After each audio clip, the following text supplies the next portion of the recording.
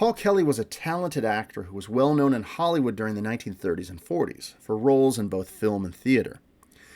He was a memorable performer who appeared in a number of films that I've explored on my channel, so I wanted to do a quick biography on him and take a look into his roles in Hollywood as well as into the real-life crime that took place early in his career and the impact that this would have on his future roles. Paul Kelly was born in 1899 in the Bronx, New York. He started out with theater roles before going into acting in movies. His career in film took off in the early 1930s when he signed with Columbia Pictures. Kelly would often play characters with a tough guy image, serious characters with a rugged edge and complex morality, that sort of thing. Throughout his career, Kelly appeared in over 100 films, typically in supporting roles across a wide variety of genres, things like crime, westerns, and war films. Some of his most notable roles include his portrayal of a detective in the 1947 film Crossfire, as well as The Roaring Twenties, where he played a tough gangster along with James Cagney and Humphrey Bogart. Other notable roles include Fear in the Night, in which he plays an investigator opposite DeForest Kelley of Star Trek fame in his film debut, as well as the film Side Street that saw him as a senior police officer in pursuit of a thief played by Farley Granger. However, while researching Paul Kelly's life, there was a major event that would take place off-screen in the 1920s that would majorly impact his life. On April 16th of 1927, Kelly, who was completely drunk at the time, confronted his fellow actor Ray Raymond over Kelly's affair with Raymond's wife, actress Dorothy McKay. In Kelly's words, to give him the threshing that was coming to him. Both men were drunk, they got into a big fight, but Raymond was a smaller guy and was no match for Kelly. Kelly, who hit him several times, had left him laying on the floor, and Raymond later died from a skull fracture and internal injuries from this beating. Now, initially, Dorothy McKay covered this up, claiming her husband had died of natural causes. But the truth eventually came out, leading to criminal charges. Paul Kelly was convicted of manslaughter and sentenced to 1 to 10 years at San Quentin State Prison. Dorothy McKay was convicted of being an accessory after the fact and herself served a shorter sentence.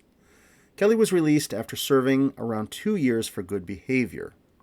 Right out of prison in 1931, Kelly would marry Dorothy McKay and adopt her daughter, Valerie Raymond, and she became known as Mimi Kelly, and she would go on to have a Broadway career of her own. Kelly acted in Broadway with Dorothy and eventually returned to California, where he returned to act in film.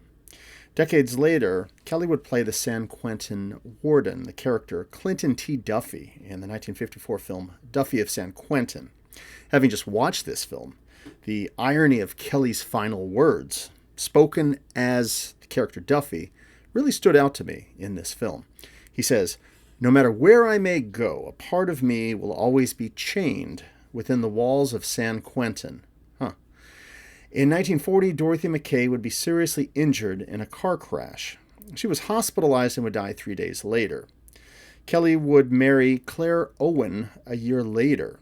She was an actress and a bit part on a film that he was currently working on. Paul Kelly died of a heart attack at age 57 on November 6, 1956 in Beverly Hills, California. So to wrap up this brief biography, Paul Kelly did manage to make a successful comeback after his prison time.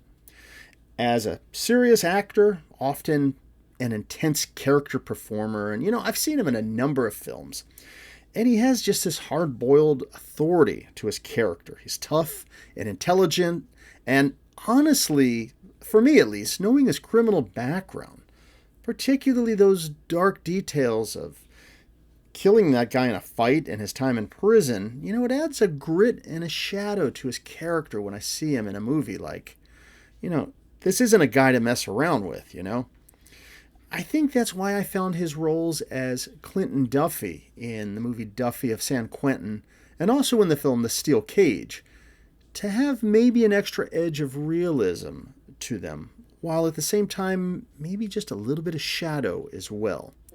Paul Kelly left behind a solid legacy of film work. I don't believe he was ever really a major Hollywood star, possibly due to his criminal past, But he did stand out as the main performer in a number of films, and he did convincing work as a character actor with his lean features and serious expression, and I think he brought a realism and toughness to his films from the days of classic Hollywood.